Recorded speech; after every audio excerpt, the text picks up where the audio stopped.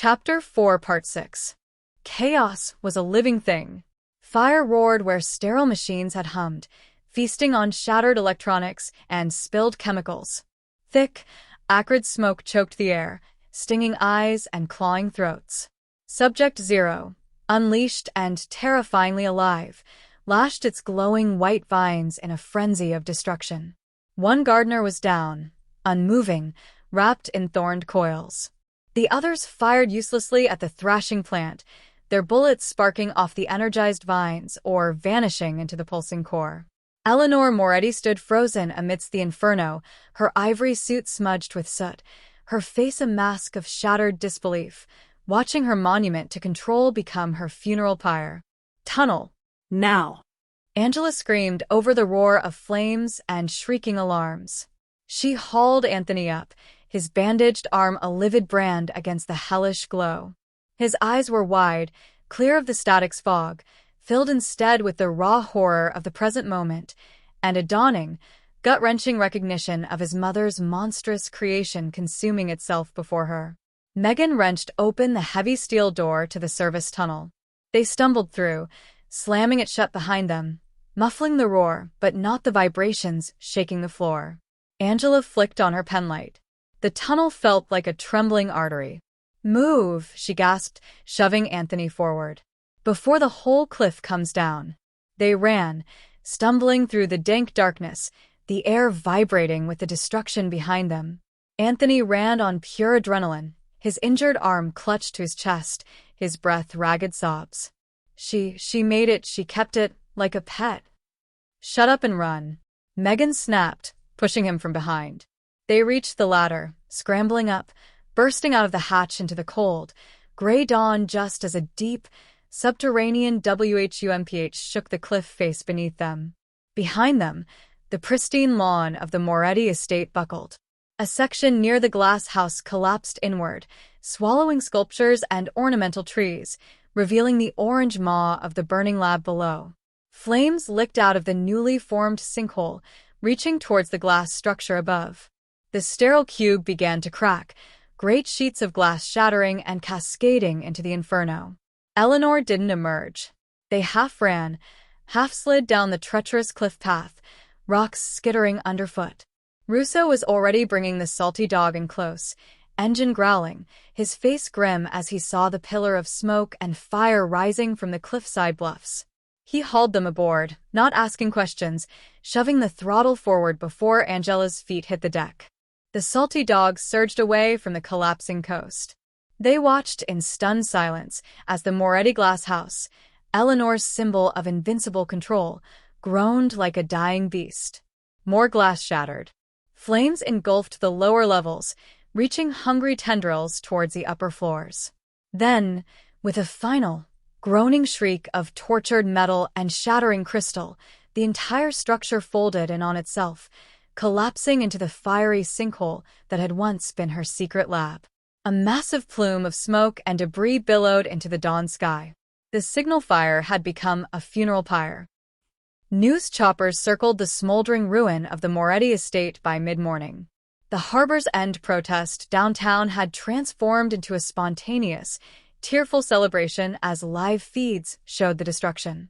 Mrs. Henderson stood on the steps of the shuttered Moretti Foundation office, a battered bullhorn in hand, tears streaming down her face as she addressed the gathered crowd and the world's cameras. "You see," she roared, her voice raw with emotion. "Truth burns bright." Ben Moretti's voice was heard. "Robert Moretti's truth is free. And that glass house of lies? It just crashed down on the monster who built it." Back on the Persephone, anchored safely in the harbor's end marina amidst a protective ring of fishing boats, the mood was quieter, more somber. Lena Mitchell sat wrapped in blankets on deck, sipping tea Russo had brewed. Her eyes were clear, focused, the terrifying visions of bleeding roses replaced by the simple, solid reality of the weathered docks, the crying gulls, her daughter alive beside her. The static was gone. Truly gone. Dose Zero's work was complete. Below deck, in the small cabin, Anthony lay on the bunk. Doc Evans, miraculously released from the voluntary protective custody Eleanor had arranged, gently changed the dressings on his arm. The infection was receding under the powerful antibiotics. The burn was still severe, a brutal reminder, but clean. The true healing was in his eyes. They were clear. Haunted, yes. Filled with grief for the brother he couldn't save, the father he barely knew, the mother who had become a monster, and the life he'd lost. But the static, the terrifying psychic tether amplified by Subject Zero and Eleanor's cruelty, was silent. Its source was Ash. "She's gone," Anthony whispered, not as a question, but a statement heavy with finality. He looked at Angela, sitting beside him. The explosion, the collapse. Gone, Angela confirmed softly. The fire took everything. She didn't mention the single, charred, high-heeled shoe recovered from the edge of the sinkhole by news crews. Some things were better left as ash. Anthony nodded slowly. He looked down at his bandaged arm, then back at Angela. "The catalyst, the dose zero, you used it? On the plant." "I woke it up," Angela said, a flicker of the horror returning. "It destroyed itself. Destroyed her." A ghost of something, not a smile, but perhaps the absence of a deeper pain, touched Anthony's lips. "Salt water and stone," he murmured. Fire was always part of the equation. He reached out his good hand, slowly, hesitantly. Angela took it. His fingers, cold but steady, closed around hers. "Thank you," he whispered, the words thick. "For not giving up. On Ben. On me." The weeks that followed were a whirlwind of ash and aftermath. The Moretti Foundation, its reputation incinerated alongside its CEO, collapsed under the weight of lawsuits, criminal investigations, and frozen assets. The suppressed Vitalix trial data, Ben's recordings, Robert's journals, all meticulously disseminated by Magpie, fueled a global scandal. Harbor's End Clinic reopened, funded by a patchwork of emergency grants and community donations. Lena Mitchell's treatments resumed, her mind clear, her strength slowly returning. Anthony, his identity now a complex tapestry of victim, whistleblower, and heir to toxic wealth he renounced, faced a barrage of legal and media scrutiny. But he faced it with a quiet, hard-won steadiness. He used the remnants of the Moretti fortune, carefully disentangled by forensic accountants and shielded lawyers Russo knew, to establish the Benjamin and Robert Moretti Truth and Restoration Fund. Its sole purpose, supporting the victims of Vitalix and Harbor's End and funding independent research into the toxin's long-term effects and potential cures, guided by Robert's recovered notes on benign botanical applications. Angela walked the familiar, rain-slicked streets of Harbor's End, the scent of salt and diesel a comfort instead of a reminder of decay.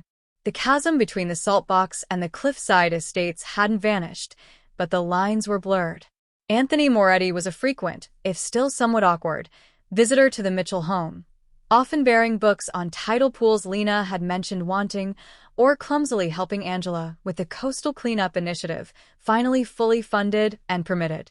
One blustery afternoon, months after the glass house fell, Angela found Anthony standing alone on the windswept bluff overlooking the strait, near the still smoldering scar where Split Rock had partially collapsed into the sea during the final tremors.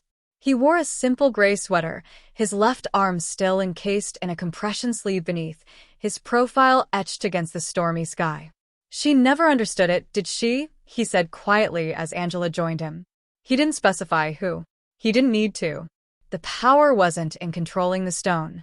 Or the salt. It was in the meeting place. The friction. The erosion. He picked up a small, smooth stone worn by the sea, dark gray streaked with rust red. Saltwater and stone. They change each other. Slowly. Irrevocably. He held the stone out to her. Angela took it. It felt cool and solid in her palm, a fragment of the bleeding rock that had birthed both poison and cure, enmity and alliance.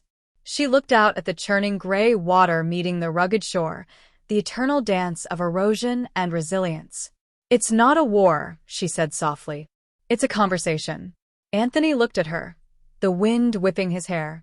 The ghosts were still there in his blue eyes, Ben, Robert, Eleanor, but they no longer screamed.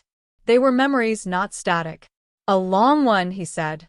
"A tentative, Real smile touched his lips for the first time since before the thermite, before the static, before the gala. Can I walk you home? The tide's coming in. Angela slipped the rust-streaked stone into her pocket, a talisman of salt and stone and fire. She slipped her hand into his uninjured one, their fingers lacing together, not as lifelines, but as anchors in the present. Yeah, she said, matching his smile, small but genuine. Let's go home.